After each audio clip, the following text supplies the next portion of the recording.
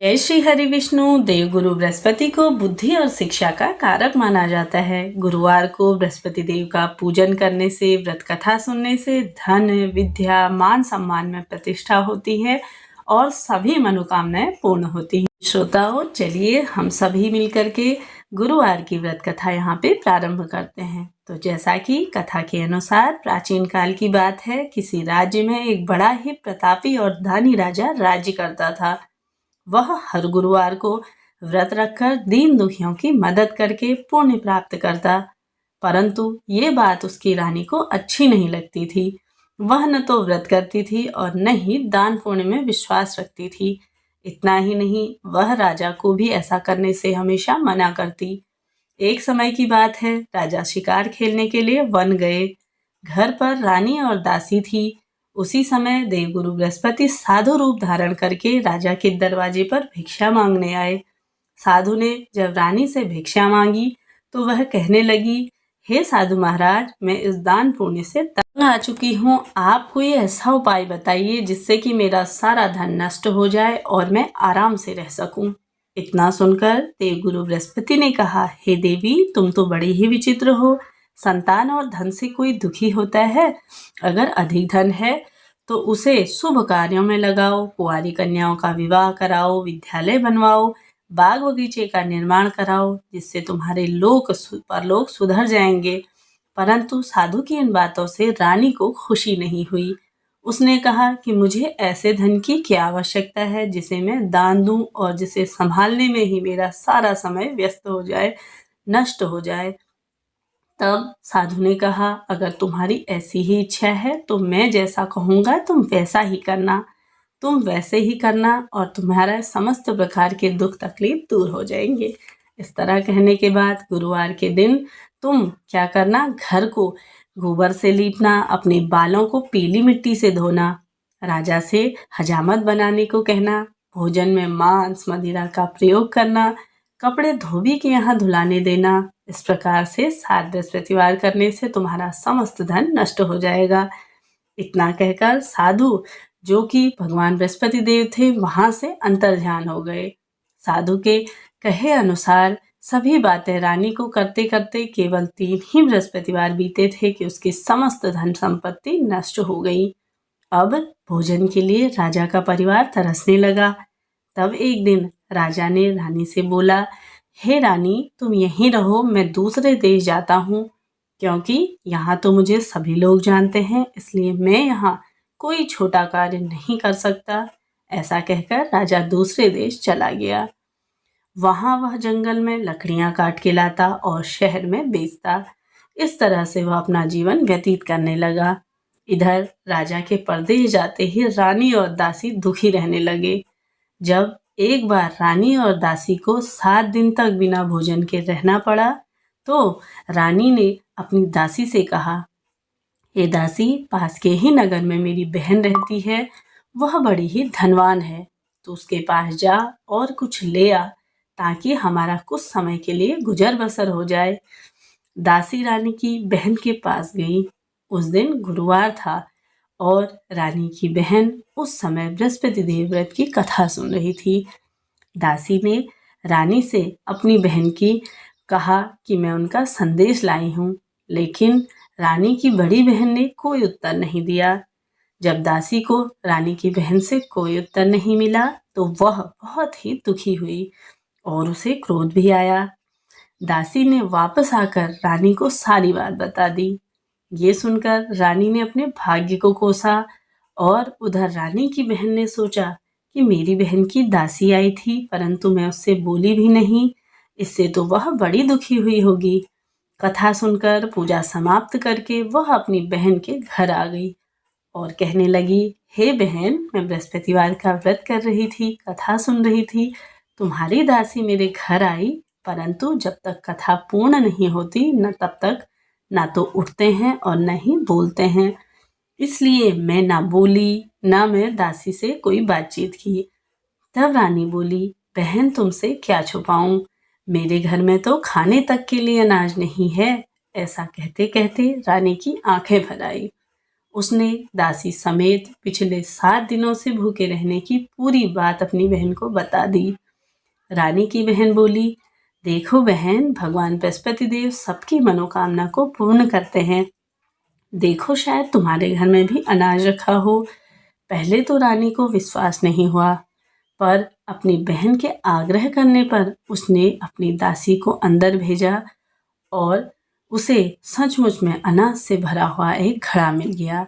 ये देखकर दासी को बड़ी बहन में बड़ी हैरानी हुई। दासी रानी से कहने लगी, हे रानी, जब हमको भोजन नहीं मिलता था तब भी तो हम व्रत ही करती थी, इसलिए क्यों ना इस व्रत की विधि पूछ ली जाए, कथा पूछ ली जाए, ताकि हम भी व्रत कर सकें। तब रानी ने अपनी बहन से बृहस्पतिवार व्रत के बारे में पूछा। उसकी बहन ने बताया कि बृहस्पतिवार के व्रत में चने और दाल, मुनक्का केले की जड़ में अर्पित करें तथा दीपक जलाएं, व्रत कथा सुने और पीला भोजन ही करें। इससे बृहस्पति देव और भगवान विष्णु प्रसन्न होते हैं। व्रत और पूजा की विधि बताकर रानी की बहन अपने घर को लौट गई। 7 दिन के बाद जब गुरुवार आया तो रानी और दासी ने व्रत रखा। वह घुड़साल से जाकर चना ले आई और गुड़ लेकर के केले की जड़ पर श्री हरि विष्णु का स्मरण करते हुए उन्होंने पूजा की। अब पीला भोजन कहाँ से आए, यह भी चिंता होने लगी।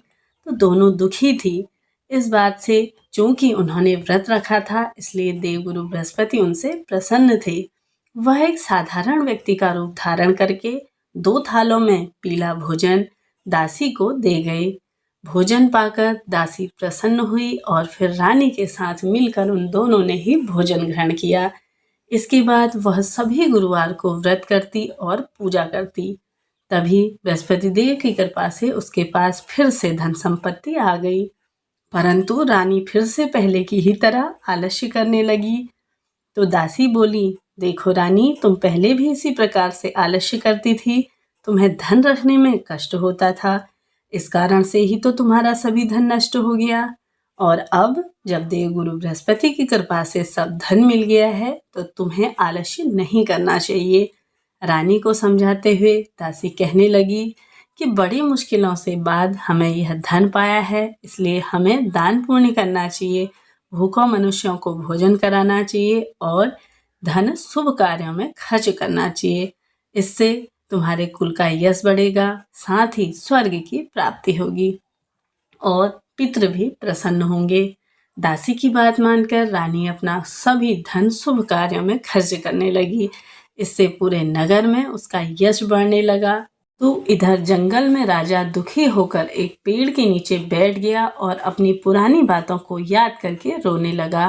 तभी देवगुरु बृहस्पति साधु के रूप में लकड़हारे के पास गए और बोले, हे लकड़हारे, तू इस सुनसान जंगल में किस चिंता में बैठा है, मुझे भी बता। तब लकड़हारे ने दोनों हाथ जोड़कर साधु से कहा, हे महाराज, आप तो सब कुछ जानते हैं, मैं आपसे क्या कहूँ। ऐसा कहते हुए राजा ने अपने साधु महाराज को पूर्ण कथा सुना दी। तब साधु ने उन्हें बताया कि तुम्हारी रानी ने बृहस्पति देव का निरादर किया था, जिसके कारण तुम्हारी यह दशा हुई। अब तुम किसी बात की चिंता मत करो, तुम्हारे सभी दुख फिर से दूर हो जाएंगे और तुम पहले की तरह ही धनवान हो जाओगे। जीवन में सुख प्राप्ति के लिए देवगुरु बृहस्पति का व्रत धारण करो, तुम्हारा समस्त दुख दूर हो जाएगा। इसके लिए तुमको गुरुवार के दिन चने और मुनक्का से केले के पेड़ पर आपको समर्पित करना है, इससे पूजन करना है और भगवान का पूजन करने के बाद व्रत धारण करो, जिससे तुम्हारे सभी दुख दूर होंगे। व्रत कथा सुनो। साधु की बात सुनकर राजा बोला, मुझे लकड़ी बेचकर इतना पैसा तो नहीं मिलता जिससे बाद में भोजन के उपरांत कुछ बचा सकूं। मैंने रात्रि में अपनी रानी को व्याकुल देखा, तो मेरे पास कोई ऐसा साधन भी नहीं है जिससे कि मैं उसकी खबर लूं। लकड़हारे की बात सुनकर साधु ने कहा, तुम किसी बात की चिंता मत करो, तुम रोजाना की तरह लकड़ियां ले जाना और शहर में जाके बेचना। तुम्हें उस दिन दोगुना धन प्राप्त होगा, जिससे कि भोजन के अलावा पूजन की सामग्री भी आ जाएगी। धीरे धीरे समय व्यतीत होने लगा। गुरुवार का दिन आ गया। लकड़हारा जंगल से लकड़ी काटकर शहर में बेचने गया। उसे उस दिन और दिनों से अधिक धन प्राप्त हुआ। राजा सामान लाकर गुरुवार का व्रत करने लगा। उस दिन सारे के सभी दुख तकलीफ दूर हो गई। लेकिन जब अगला गुरुवार का दिन आया तो राजा व्रत करना भूल गया। इस कारण से देवगुरु बृहस्पति उससे नाराज हो गए। उस दिन उस नगर के राजा ने एक विशाल यज्ञ का आयोजन किया और शहर के सभी लोगों को अपने घर में भोजन न बनाने का आदेश दिया। साथ ही राजा ने बोला कि जो भी अपने घर में भोजन बनाएगा तो उसे सजा मिलेगी। सभी लोग मेरे यहाँ ही आज भोजन करेंगे।